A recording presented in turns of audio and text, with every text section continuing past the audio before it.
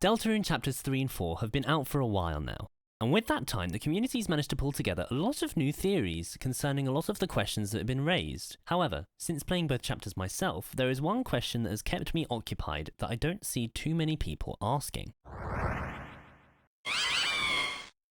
Who is this? Seriously, does this thing not strike anyone else as incredibly important? Not only does it hold possession over the Shadow Mantle, but it seems to know Chris quite intimately. Might it be that this character holds a significance to the larger story that we need to uncover? Well, my friends, you may call me Lucia, and today I aim to open a discussion with you all about the Chapter 3 hidden boss's true identity.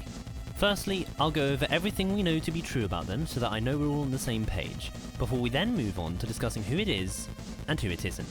I've seen a couple odd videos about this character, but on the whole, nothing has sparked a lot of conversation. That is what I wish to start with this video.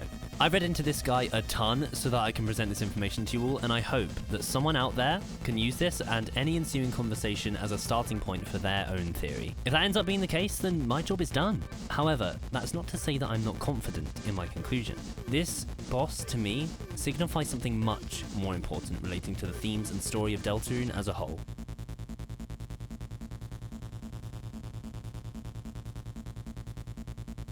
Right, first off, what do we know? In Chapter 3, by achieving S or Z rank in every board of Tenna's game show, you unlock access to a secret room in which you can play a different version of the game that Tenna used to create his boards. In these, you obtain a sword that you use to kill enemies until you're able to break out the bounds of the game and find hidden items and areas. In the final one of these games, this entity reveals itself to Chris, and a fight ensues, after which it gives you the Shadow Mantle. Now, the music that plays right before the entity reveals itself is titled ERAM, and as such, part of the community has attributed that name to the entity by association. Because it has no name at the moment, I will henceforth be referring to that entity as ERAM for convenience. There are several things that we can infer about ERAM from its brief appearance in these games, and these are what I've titled the 5 ERAM truths. Number 1, it has a pre-established relationship with Chris. Number 2, it is connected to device_friend. Number 3, it was able to access the game without RAM being aware or just not telling us. Number 4, it is aware of the events of at least Chapter 2 in both routes. And number 5, whether we've done it or not, ERAM is aware of the weird route. Now, the Mantle game is, according to RAM at least, the original game, and the characters inside it besides Chris are all NPCs. I would argue that this includes Tenna's character, since nothing you do to Tenna or anything he says to you is ever acknowledged by the real Tenna. And I also see little reason why he would be logging into this game while he was trying to find the Fun Gang in the actual TV world. For this reason, I feel that we can be sure that ERAM is not any of the Chapter 3 Darkeners. Even Ram, many people's most likely candidate, to me seems unlikely. Yes, you can make the argument, since he also displays a prior relationship with Chris, gives us access to the room in the first place, and is keen to keep the whole thing a secret from Tenna. Not only that, but Ram sees Chris create the fountain, implying that he is at least partially aware of their plan. He also disappears outside the room once ERAM shows its face. However, Ram is petrified before we even start the final mantle sequence, meaning it's unlikely that he would be able to crush us in Zelda. Also, if you don't do the final game, we see Ram completely turn to stone. As well as this, I find that since he's just a cable that Chris used to play with, it's unlikely that he would be aware of whether or not Chris has done the weird route. Ram is also prominently from Her Majesty's Kingdom of Great Britannia, which conflicts with how ERAM talks. At best, one could assert that Ram was in collusion with ERAM in some capacity depending on who it is. As to why Ram is so eager to see Chris have some real fun, I mean, this may just be that there is some truth to what ERAM is saying when it says that a part of Chris enjoys the weird route. It also links to the idea of Ram being connected to freedom in the same way as the other secret bosses, and other characters have mentioned Chris's prior violent tendencies after all. But okay, all of these characters being NPCs does not necessarily mean that ERAM's character is not being controlled by anyone in this scene. It seems that this game's relationship with the world becomes a little twisted by this point, as ERAM is able to physically hurt the real Chris, as well as Chris being able to cross into the game world to get the mantle. Even if ERAM is an NPC though, we've seen that all the other NPCs represent Undertale characters in some way, so who or what ERAM represents continues to be relevant. So if it's not a Darkener, then who is it then? Well, to be honest, I don't really think that there are many Lighteners that are likely to be ERAM either, given the relationship that Chris and ERAM have. ERAM is shown to be in some sort of superior role to Chris, talking down to them and mocking them. Not only that, but the S-rank games show Chris and Noelle being used up, implying that Chris, or indeed the soul since it only says you were used up, is being used by ERAM for some purpose. As I see it, there are only 2 Lightners that we've met that could fit this description. Let's talk about ERAM's connection to Carol and the Knight.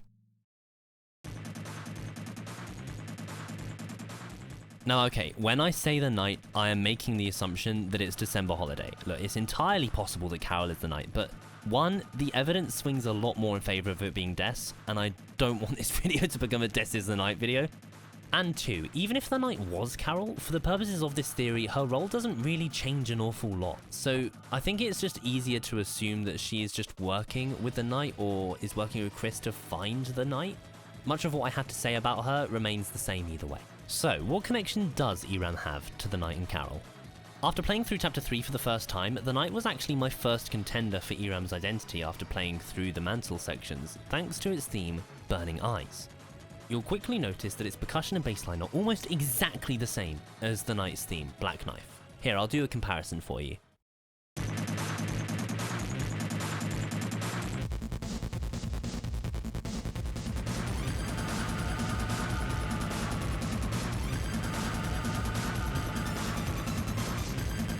It's uncanny, right? Besides that, they both share a relation to darkness, the character hidden behind the curtain exists, and the fact that there are a couple of secret areas that ERAM talks in the earlier Mantle segments all made me think that it was the Knight monitoring Chris, due to the fact that the text is written in the same darkness that envelops ERAM. Past that though, I'd say there is far more compelling counter evidence for the Knight being ERAM than evidence for it.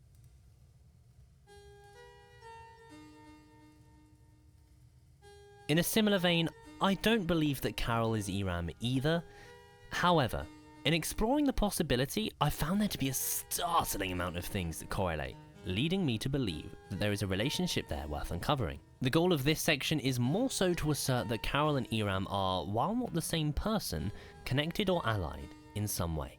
Carol, of course, naturally suits being in a superior role, being the mayor of Hometown. Her relationship with every character that she interacts with puts her in a place of authority or power over the other person. This naturally extends to Noelle, who she is stated to be severely overbearing with in restricting her. Now, this may easily just be her being protective, but equally, it might be preparing Noelle for some event in the future. The end of Weirdroot certainly seems to suggest that Carol is in some way okay with the results of Weirdroot, whatever they may be. Either she is not aware, or she just doesn't care that her child has been traumatized by the person she's currently calling, at the very least, because these are not the words of a concerned parent. I would be surprised if she wasn't aware though, because in the main story at least, she is implied to be working with Chris. Firstly, Chris is let into the bunker, a place where only the Knight, Undyne and Carol are explicitly stated or shown to currently have access to. She also tells Chris that they, or indeed the soul, are welcome at her home at any time. This, of course, seems to betray some sort of higher awareness about what's actually happening. It is possible to suggest, therefore, that the scene of Noelle and Chris being used up in the game suggests something relating to Carol's superiority over both of them. It may be that the Weirdroot is something that Carol wants to happen. Despite their motivations overlapping, however, Carol is unlikely to be ERAM for a few reasons. One, it's not really clear how Carol could come to possess such extensive knowledge of Weirdroot by herself. It's also unlikely that she witnessed the events of Chapter 2, Weirdroot or not, and nor is there anything suggesting her to have stolen the Shadow Mantle from Shawn in Chapter 1. So okay, why bring Carol up at all then? Well, it's still true that Carol shares a lot of traits and motivations with ERAM, right? It seems like they're after the same thing, so what if they were somehow in allegiance with each other? To elaborate on that, we will have to finally address this video's main question. Who is ERAM? Who could feasibly have a controlling or superior relationship with Chris, be related to Friend, appear in and potentially manipulate the Mantle game, potentially be aware of the events of Chapter 2, and be motivated to push Chris towards the Weirdroot? Well, certainly no one that we've met so far. But what if it was someone that we've heard of before? It is my conclusion, dear friends, that ERAM is a demon. A couple of times in the game so far, we've heard about Chris and Catty summoning a demon in the past. ERAM is that demon. It is likely to have a pre-established relationship with Chris, and thanks to being some sort of eldritch horror, would likely be connected to Friend. Quick editor's note. I just wanted to put this video here by Guilty Flag on that was released just a couple of days after I finished this script. It makes some great connections between Friend and ERAM that strengthen my theory quite a lot. They make a lot of similar points to me in regards to ERAM, but they come to quite a different conclusion that's focused a bit more on the metaphorical side of things. So if you're looking for another perspective on ERAM, that's a great video to watch. Anyway, back to things. They both seem to be playing similar roles in the story, and being incorporeal would also allow it to be present in the Mantle games without Rams knowing, as well as allowing it to follow us throughout the prior chapters. If you want some evidence of this, that is the Shadow Mantle, suddenly flying away while King is weak. If we are to assume that the Shadow Mantle is not a sentient being as proved by this line, then this would be explained by the fact that it is indeed a demon stealing the Shadow Mantle. Since Ram didn't notice anyone coming in or leaving the room, the demon being able to conceal themselves tracks. Now, of course, I understand that this is all circumstantial and doesn't necessarily confirm that ERAM is a demon. However, much of the evidence for this theory is based in the imagery surrounding ERAM. During the last phase of ERAM's fight, the background changes to this. A swarm of familiar eyes on a red backdrop. All of this while ERAM spits an onslaught of fire at you as well as charging at you in a ball of fire. Obvious, hellish imagery aside, this is also potentially what the name Burning Eyes may in fact be referencing. This directly links ERAM to imagery of hell and demons. This door that we need to get in order to fight ERAM is also bordered by demon horns, alike the ones that we are told Chris used to wear. Not only does this strengthen ERAM's connection to demons, but to Chris specifically as well. In this case, ERAM's relationship with Chris suddenly begins to make a bit more sense. The fight also takes place in the game version of the Shelter, a place that deathly terrifies everyone in Hometown, and where something awful is supposed to have happened in the past. Chris is terrified of it and even resists us going inside the game version of the Shelter, likely because of ERAM based on their relationship. This could link to a couple of things shown in Deltarune Chapter 4. In this room with all the windows, if you go behind the window that leads you to the egg room, you find this room. In this room, you find a man that says the following words. When unscrambled, they read, "Lost where the forest would grow, the children followed the pointed tail." The poor children. Not only this, there is a prophecy elsewhere that reads, "They'll see the tail of hell take cruel." If we couple this with the Roots prophecy that shows up in the same room, something is clearly implied to have taken place in the forest. Of course, the Shelter is also in the forest. At this point, it would be safe to assume that the tail of hell is the demon, is ERAM. If this were true, this would explain Asgore losing his job as a result of Dess's disappearance. If Dess disappeared and was cursed somehow by this demon and became the Knight, how is Asgore supposed to explain that? Of course he'd lose his job, right? And it's clear if you look in the basement of Flower King, you see a corkboard that Asgore seemingly obsesses over. It's clear that he wants the truth to come out, but he just hasn't been able to prove it and has lost all credibility as a result. It would seem that there is something hidden in the forest, something that now may be potentially hidden in the Shelter, and if it is true that the Knight, Dess, somehow has been affected by this demon, then that would explain everything. Okay, so I think I've painted a pretty good picture up to this point that ERAM is the demon. If you will all indulge me, before I get to how this connects to the wider themes of Deltarune, I would like to enter the realm of speculation for a bit. With all of this information in the air, it got me thinking about some other areas of the game that have me stumped. Such as, for example, some more things about Carol Holiday. Firstly, why, if we are to believe that this voice on the phone is Carol, do we hear her voice unambiguously at the end of Chapter 4's Weird Route? By this point, we are all aware that Toby Fox is very particular about the way that he presents information to us. He would not make this distinction if it did not matter. Well, part of why I discussed Carol and ERAM's similarities earlier was to highlight how similar their dynamic with Chris appears. And so I ask you, my friends, what if this voice is not Carol, but ERAM? It certainly would not be the first time that someone in this universe has had a phone call with some sort of ambiguously higher entity. And while we're on that topic, we don't know who Spamton had that phone call with. We can make the assumption that it's Garster, but who did Spamton even get the Thorn Ring from? Could it be that he was actually on the phone to ERAM? Admittedly, there is not a huge amount of evidence to suggest that the phone guy, as I'm calling them, is ERAM, but likewise, the only evidence that we have that it's Carol is circumstantial. However, ERAM and Chris's dynamic in the game would make even more sense if it turned out that they were actually in a kind of correspondence with each other, where Chris is being forced against their will to do ERAM's bidding. Sound familiar? Sound familiar? My point is, a deal with the devil would complement Deltarune's themes of choice very well. While this is an interesting thing to think about, it doesn't confirm that ERAM and Carol's similarities are a sign that they're connected.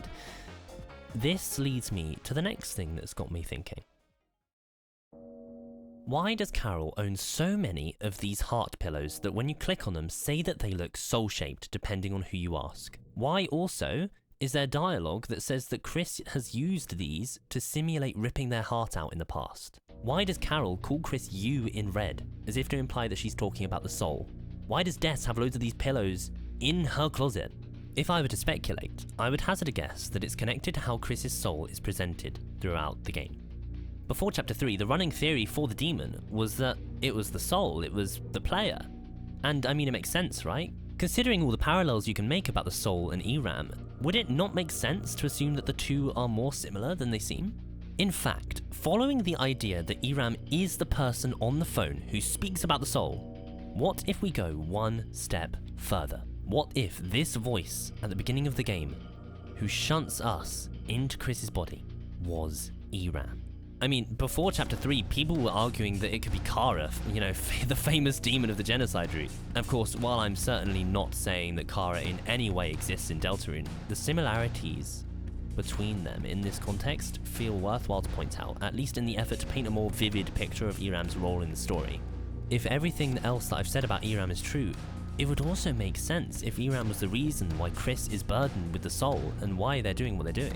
All of this to say that if Carol is aware of the soul, then did she implant this idea in Chris?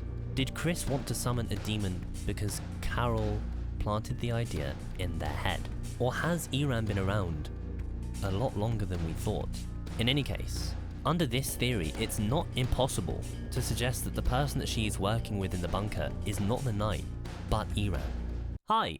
Looking this over in post, I don't think I really explained this point fully, so let me just clarify what I'm trying to say here. Essentially, due to the soul being presented in a demonic sort of way, what with possessing Chris and causing them to equip the Thorn Ring to Noelle and all that, ERAM sharing some sort of connection to the soul would explain the similarities that they have to the soul in terms of their presentation. Following this, if ERAM has any sort of influence over where the soul goes, and if it was indeed the person on the phone who both speaks to Chris and, under this theory, Spamton, the person who provides us with the Thorn Ring, this firmly establishes that ERAM's goal is the Weird Root. Since Carol is also aware of the soul and acts strangely in the Weird Root, you could suggest that she also shares this goal for some reason that hasn't yet been explained. This would also explain why her and Chris are working together. And this takes even more autonomy away from Chris in a way that thematically suits the narrative. Why is she doing this? Well, if I know. But if I were to guess, you could explain her actions as her wishing to save Des by any means necessary from the fate that ERAM caused her in some way. This fate is a point that I will come back to later. Well, now that we've named the demon's accomplices, the question after all of that is, what place does a demon have in a prophecy about banishing the angels' heaven? The Titans share the eyes that appear behind ERAM in its fight, but otherwise, they're wholly connected to the imagery of angels. What gives?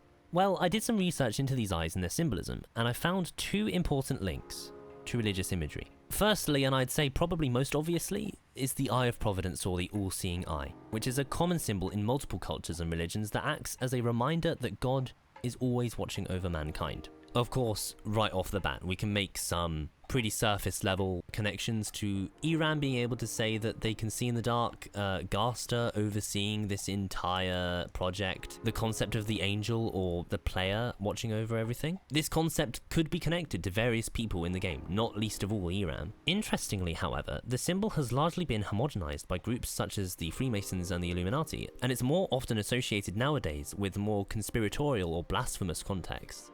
Such a dichotomy is clear here with the presentation of the Titans and the Angel 7. The prophecy and the game itself makes out that the Titans are the most unambiguously evil creatures alongside the Angel, but at the same time uses divine imagery to represent them.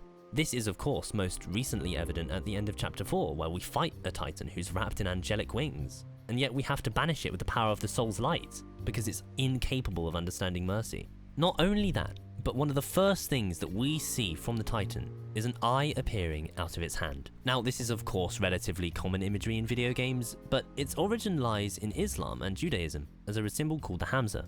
This symbol also appears in some Christian cultures as the Hand of Mary, but unanimously, it is a symbol of divine protection. In its original context, the Hamza is also a symbol used to protect from something called the Evil Eye, which is the idea that one could be cursed if looked upon malevolently by someone else. Also, I don't think this is particularly relevant to ERAM, but just as a tangent, while I was researching this, I came upon this Reddit thread which highlighted the connection Toriel's Carpet and Undertale and Deltarune have to eyes. And when you look at that, these two symbols fit perfectly. I have no idea what this means, but if anyone has any ideas, please let me know in the comments. I'm begging you, I really want to know. Anyway, back to the topic at hand. In any case, what is with this mismatch of divine and hellish imagery when discussing the Titans and ERAM? Well, one of the other main things that ERAM is connected to is the shadow crystals, right? If the knight, who may have been cursed by the demon, also gives you a shadow crystal, then where do the other bosses fit in? Jevil is represented by the Devil's Knife. Spamton, who talks of heaven, represents a fallen angel who wishes to ascend once more. Gerson is a man who neglected his shadow crystal and therefore achieved true freedom. Therefore, by collecting these crystals, we are seemingly being aligned with the side of demons. What could this mean for Deltarune as a whole, with the themes of choices and freedom? Well, if you just bear with this theory a little longer, I think I have an answer for this as well. This scene after you fight the Titan in Chapter 4 powerfully shows Susie shattering the prophecy that Rousey didn't want us to see, before saying that none of them would let that happen. We do not get to see this, but it's implied that whatever it is will result in tragedy. This is a moment of great development for Susie, who starts out this game by saying that your choices don't matter. One of the main types of people that I hear use this phrase are nihilists. And of course, nihilism is the ideology that nothing matters, because everyone dies no matter what choices you make. I feel an obvious connection here is to be made to the themes of Deltarune, especially when discussing how the game may potentially end. If Deltarune truly is to have one ending, despite how much we are incentivized to make our own choices, that suggests to me that the prophecy was foretelling a major character death. Like in many faiths, the one ending is that we die. But the choices that we make along the way result in us going to some variation of either heaven or hell. Such a distinction may be what we're looking at in terms of Deltarune's vast amount of choices. The ending will be the same, but everything around it will be affected by our choices. ERAM seems to have haunted Hometown in some way for a long time. It has taken deaths from the town either by death or by turning her into the night, and has taken Chris's autonomy from them in multiple aspects. If we, the Soul, go against them and continue to fight on the side of Rousey and Susie? If we, the Soul, go against them and continue to fight on the side of Rousey and Susie, then it may be that we're looking at ERAM becoming a major endgame boss in some way. How that fight ends may depend on our progress with the Shadow Crystals, but either way, by ERAM's hand or by someone else's, there will be a death. I don't think we have enough pieces to fully explain what sort of role ERAM would play in Endgame, but I would suggest it to be either that the pro-prophecy team that Carol, Chris and the Knight seem to be a part of would be spearheaded by ERAM to serve as the main harbinger of the prophecy, or that ERAM is itself the angel that we need to banish, which plays with the dichotomy between angels and demons even further. This could also explain why Noelle is so linked to angelic imagery, considering how ERAM may connect to the Weird Root and to Noelle. But what if there was a way to subvert the prophecy And if there were such a way, would it only end up resulting in a worse outcome? Ralsei has this sentiment during Chapter 4's Weird Route, a route which is the embodiment of something that you feel like you're not supposed to have found. Why would ERAM, a demon who is also potentially the angel, want us to do this route? Well, in a typical deal with the devil situation, if we are going down this route to stop the knife growing dull, perhaps there is a way for us to subvert this death, but at a cost. Chapter 4 sees us seemingly implanting a bit of the soul into Noelle, or perhaps transporting another soul from the Thorn Ring. Either way, by introducing a new vessel into the equation, this would enable ERAM to pursue even greater heights than what it hopes to achieve in the normal route. As it seems, December may have evaded death by becoming the knight at great cost to herself, losing her sense of self and her freedom.